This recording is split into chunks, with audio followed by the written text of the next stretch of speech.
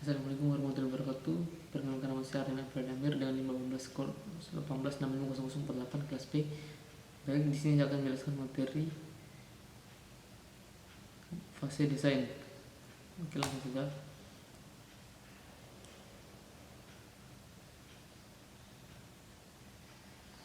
Pendahuluan atau aktivitas utama dalam fase desain adalah membuat top dan review level dari desain sistem dan mendokumentasikannya dalam spesifikasi desain. Aktivitas kedua dimulai dengan melakukan perencanaan tes penerimaan Acceptance Test Plan, itu bisa disebut ATP.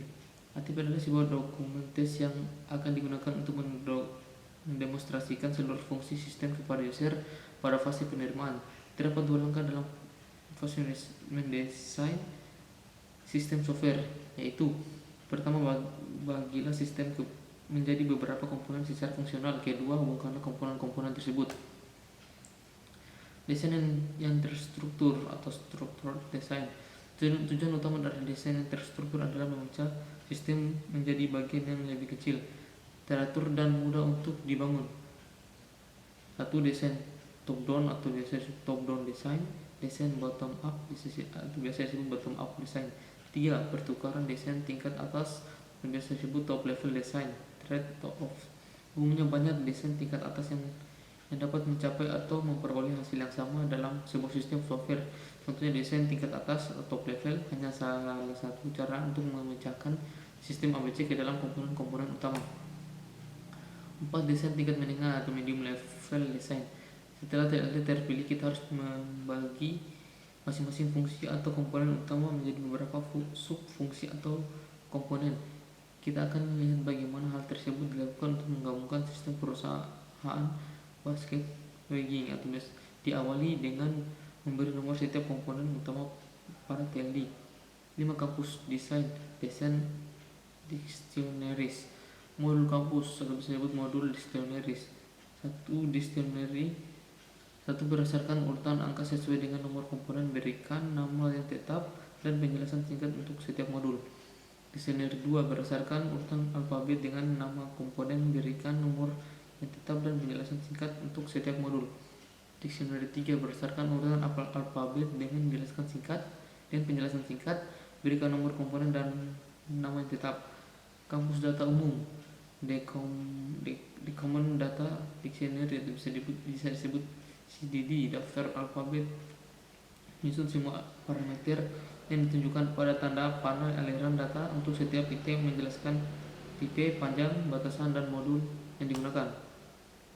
6, fungsi terstruktur atau sejauh mana Anda dapat merincinya. Sebuah modul terstruktur memiliki ciri-ciri sebagai berikut: berfungsi sepenuhnya sebagai fungsi tunggal, ukuran kecil, dapat diprediksi, serta tidak tergantung atau independen. 7, desain file design. Dapatkan kinerja yang sesungguhnya, getting real performance. Anda mulai mendesain file dengan melihat hasil dari fase analis, kebutuhan dan desain level atas yang sejauh ini dihasilkan. 8, sistem manajemen data base relasional atau bisa disebut relational database management system atau bisa disebut RDBMS. Penghematan waktu yang diakibatkan oleh pemakaian yang cukup mudah dan fleksibilitas dari sistem membuat RDBMS yang terdapat pada sebuah komputer CPU yang baik sebagai investasi yang berharga. Keuntungan dari analisis dan desain yang terstruktur. 1, mengurangi jumlah kesalahan, reducing the number of initial errors. Tabel statistik berikut ini diambil dari survei oleh TRW untuk proyek besar dan DESI. Customer Service System Engineering, yaitu departemen yang bertanggung jawab untuk memastikan bahwa produk DESI, baik software maupun hardware-nya, benar-benar bebas dari virus. 10, proses desain atau bisa disebut desain proses. Tim desain atau desain team. Pertemuan desain atau desain meeting. 11, dokumentasi teknik. Pertimbangkan hal-hal berikut ketika menulis dokumentasi teknik. 1, gunakan bahasa yang formal dan tepat. 2, Gunakan bahasa diagram terstruktur dan yang sejenisnya. 3. Buatlah agar maksud dari desain menjadi jelas pada beberapa halaman pertama, kemudian uraikan.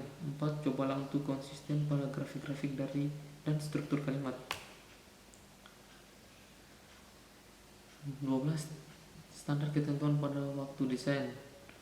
Buatlah aturan yang standar seperti berikut: beberapa ketentuan desain, parameter yang mendahului, penanganan kesalahan, standar pemrograman, serta programmer memulai dengan template ini dan menghasilkan kode proses. 13. Garis besar spesifikasi desain. Spesifikasi desain terdiri dari judul halaman dan daftar isi, gambaran umum, daftar hardware, daftar uraian prioritas desain, diagram desain, dan beberapa modul desainer yang umum. Beberapa kebiasaan penamaan modul yang umum, parameter yang dipakai, dan data dictionaries. Penanganan kesalahan, menjelaskan bagaimana kesalahan akan ditangani. Standar pemrograman terstruktur. 4. Pemrograman terstruktur top level design termaksud struktur diagram TLD. Medium level design termaksud struktur diagram MLD, modul dan kamus data, file dan tabel. 14. Menguji desain. Ketika desain telah diselesaikan, semuanya harus berjalan dengan benar. Maksudnya adalah untuk menjamin hal-hal berikut ini. 1. Semua keperluan spesifikasi fungsi sudah ketemu. 2. Desain mudah diprogram dan dipelihara. 3. Dapat diimplementasikan sesuai dengan waktu dan anggaran. 15. Merubah permintaan sesuai dengan desain. Beberapa desain yang rinci akan selalu membawa pada perubahan permintaan. Anda harus kembali kepada user sekarang dan meyakinkan user bahwa tidak menginginkan apa yang dia minta sebelumnya. 16. Perencanaan penerimaan atau planning the acceptance. Meskipun penerimaan adalah tahapan pada bab tersendiri, nantinya perencanaan penerimaan dapat dimulai setelah desain level menengah dikerjakan. 17. Desain siap pakai.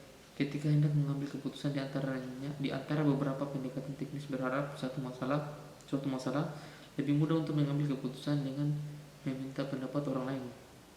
Adakan pertemuan dengan beberapa ahli untuk melakukan TLD siap pakai. Tujuan dari penerimaan itu adalah memilih TLD yang terbaik. Oke, mungkin saja dapat disampaikan. Lebih dan kurang mohon dimaafkan. Wassalamualaikum warahmatullahi wabarakatuh.